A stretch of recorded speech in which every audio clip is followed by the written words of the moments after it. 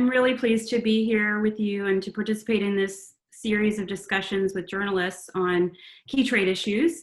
You mentioned I'm the editor-in-chief of Trade Vistas. It's tradevistas.org, by the way. And it is, I want to mention, it is a nonpartisan, non-advocacy online publication. We're dedicated to engaging the public on how trade affects their lives, their jobs, their communities, the nation, and to generally make trade policy more accessible to non-experts. And it is also sponsored by the Heinrich Foundation, I should mention. So I'm grateful for their support as well. So the title of this program is What's Next for the WTO? And one of my other hats that I wear is that I teach at Georgetown, the master's program in foreign service, and I've done that for the last 15 years. But what I realized a few years ago was that you can't just teach the students what is, because you assume that that's what they're going to inherit in terms of trade policy and trade policy institutions. Instead, you really have to teach them how to innovate, right? Trade policy is an exercise in creativity, is what I say to them, and what I believe being a trade practitioner. And what we're facing right now in the WTO is a kind of stasis, right? It's not serving its members well. It's leaving them to want to negotiate deals outside of the institution or to take measures outside of the WTO.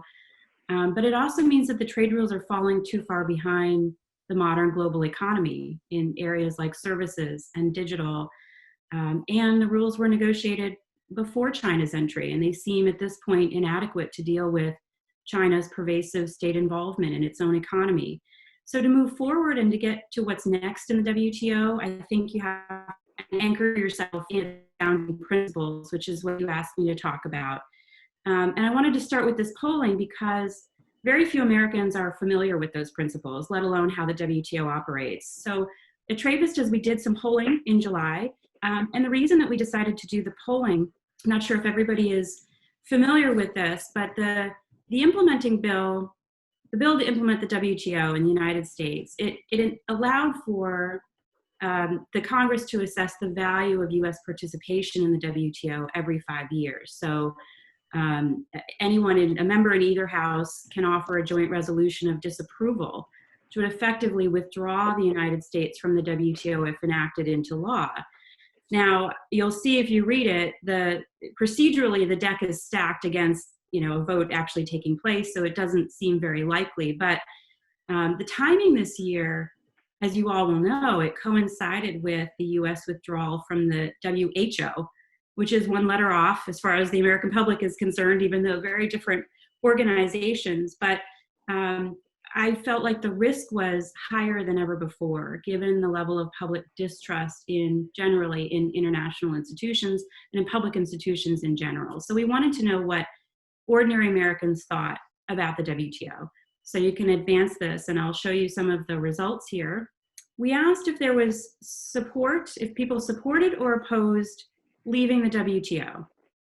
And the result of this was that 36% supported, either strongly or somewhat supported, leaving the WTO. But another 17% were indifferent and 18% were unsure. So another 36% here were indifferent or unsure. So I sort of put these two numbers together and suggest that really only 28% of the respondents had either strong or even tepid support for staying in the WTO. So there's clearly an opening for detractors of the WTO. But optimistically, at least I like to look at it optimistically, when people feel that they understand the role of the WTO, they're more likely to be supportive of it and more supportive of US membership in it. So for example, when you frame it as enforcing voluntarily agreed rules or as preventing foreign governments from being unfair to American businesses, the majority of people responding believe it does play that role. So if that's true, and you can go to the next slide, and if it's also true that most Americans, upwards of 80% of Americans, believe the US should lead the global economy,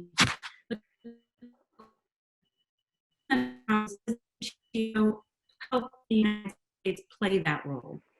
Here's where it gets a little bit shaky again, though, because among those who think we should leave, their answers tend to align with their belief that their earlier response that they think we should leave the WTO. So they don't think leaving diminishes our ability to lead. But 31% didn't think leaving would make a difference, or they were unsure. Only 23% responded that it would hurt the US standing. So I think, these are not shocking or surprising numbers necessarily, but I think what it shows is there isn't necessarily a groundswell or a strong movement to leave the WTO. Mostly people are unsure of what it does, right? They're unsure of the value proposition, and that includes the younger respondents, which I think is troubling, and it's a key audience for us at Trade Vistas. So I think it comes down to, how do we help the American public and the global public understand the organization, what the agreement is about, and would that understanding reduce the general distrust toward the WTO and other institutions these days? So I think you could take those slides away. And what you asked me to talk about substantively now was what the WTO does, and what, we can't go through every aspect of that. I know people are probably familiar with its core functions, with dispute settlement, with negotiations, with its monitoring function, and each is important. But what I wanted to focus on was the basic contract of the WTO, right? The foundational principles, the core elements that I think if the general public understood better, and they would have faith that it aligns with our democratic free market philosophy, and they might be more inclined then to support it.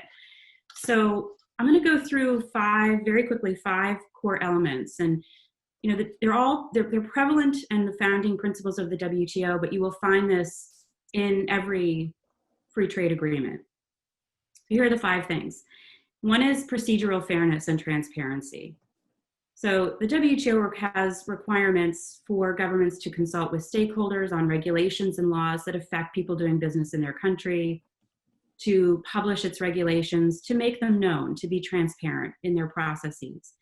And we take those procedures for granted in the United States, but I think what's really underappreciated about the fact that they're embedded in the WTO and you have 194 members adhering to it is the significant pull-through. These are best practices, and it helps promote rule of law in the commercial arena in other countries. So this sense of procedural fairness, this is the pull-through of that is what enables traders around the world to do business overseas, right? To feel that they can do business overseas. They know what the rules of the game are. The other element here is non-discrimination. You've heard that a lot, but it's vital. What the WTO stands for and what's embedded throughout its rules is the principle of non-discrimination in two different forms, right? One is that members won't discriminate against imports from countries, from any countries. So if I have a cell phone from South Korea, same cell phone from China, I won't discriminate between those imports. But I also won't. So national treatment is the other principle. I won't offer better treatment to American companies, for example, than I do companies that are importing. So national treatment, providing the same treatment for domestic products and services that you provide to imported, is an element of non-discrimination that is core to the WTO's operation. So if you overlay market access on those two things, the procedural fairness and the non-discrimination, then what you have is that those principles are applied in regulations and also to different forms of market access, procurement, tariffs, the ability to provide services. So market access is the third key element of what governments agree to as part of the WTO. I think the fourth one that's also overlooked, that's really important to the way that Americans and others perceive the organization, is that it has always been built in from the beginning of GATT and WTO that there are exceptions, right? There are exceptions for reasons of national security, or to protect human health, plant health, animal health, or to protect exhaustible natural resources. And in those cases, there may be some type of discrimination necessary to achieve a legitimate public objective. But there are disciplines on that too, right? It has to be done in the least trade restrictive way possible, for example. So if Americans worry that international institutions threaten sovereignty, it's it's true that we voluntarily agree to procedural fairness. It's true that we agree to provide market access on a non-discriminatory basis. But you don't give up your right to regulate. And if there's a conflict, you can avail yourself of those exceptions when it's necessary and appropriate. So the last one that I want to touch on is just enforcement. This is just detail, but a great deal of what I just described ends up enshrined in domestic law and practice. But it's strongly normative at this point. That's another really underappreciated point, is that the rules about procedural fairness, non-discrimination, governments take that into account when they're developing regulations and implementing laws. It is largely normative, and that is a huge value of having the WTO operating in the background. But you also have the ability to pursue a violation through enforceable dispute settlement. And that's a key element of the WTO that is unique to the WTO among international organizations. So there's a lot more I could say, but I know you wanted me to stay at the 30,000 foot level. So I'm gonna leave you with just those 5 points, but I wanna just make a transitional point here, which is to say that the orientation that I just described, this procedural fairness, transparency, openness, reasonable exceptions to this generally free market orientation, and adherence to a binding contract that we entered into voluntarily, and that's for mutual benefit. If all of that sounds like the orientation generally of the United States, it is. So that is the key point, for Americans, that the WTO really does reflect the way we operate, the way we do business. So if you're going to make a case to the American public, I think you have to point out that the WTO aligns with American goals of protecting fundamental economic freedoms, of having transparent rules and basic, disciplines for basic fairness.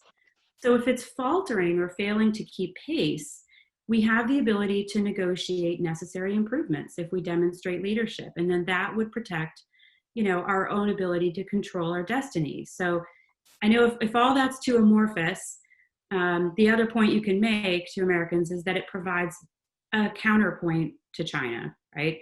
And I know we're going to get deeper into that. The WTO promotes and spreads this commitment, right, to free market and democratic ideals. China stands for something other than free market democratic ideals. So it really comes down to who will influence most the rules of this system. And I think that's a transition. I'm going to tee that up now for Bryce and Jennifer to talk about, if it's Trump too, or if it's Biden.